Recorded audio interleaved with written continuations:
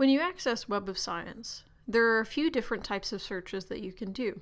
On the Web of Science database homepage, you'll see in the middle of the page there is a single search box for the basic search. In this box, you can type in your search terms, your topic, the author name, or the title, and search for it just like you would in any other search box. If you want to specify what you're searching for, you can use the drop-down to the right. By default, this is set to topic, so you can search for the subject that you're interested in. But you can also change this to title or author if you know the article that you're looking for. There are also other options as well.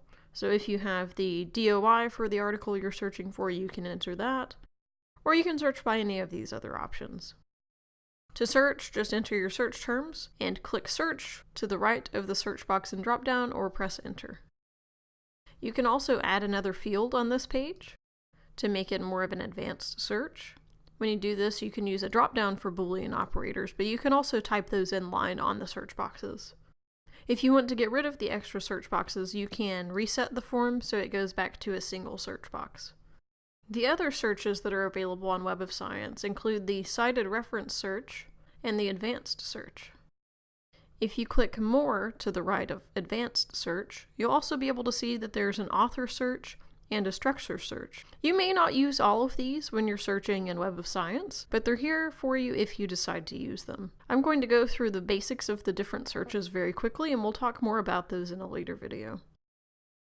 The cited reference search is great for looking for articles to see how many times they're cited by other articles. For this, you just need to gather as much information as you know about the article and enter it into the fields on this page. By default, the fields are set up to be cited author, cited work, and cited year, but you can also change these drop-downs to enter the information that you know. The advanced search is much like the basic search on the front page. The difference is this allows you to create queries using the format specified by the database. It shows you an example of what the query would look like above the search box. If you're not sure what to type here, you can view some examples put forth by the database. We'll also go over some examples in a later video. And if you're not sure how to specify to search for a certain thing, there's also a key to the right side of the search box that tells you what the field tags are. In this database, you can use the Boolean operators and, or, not, same, and near.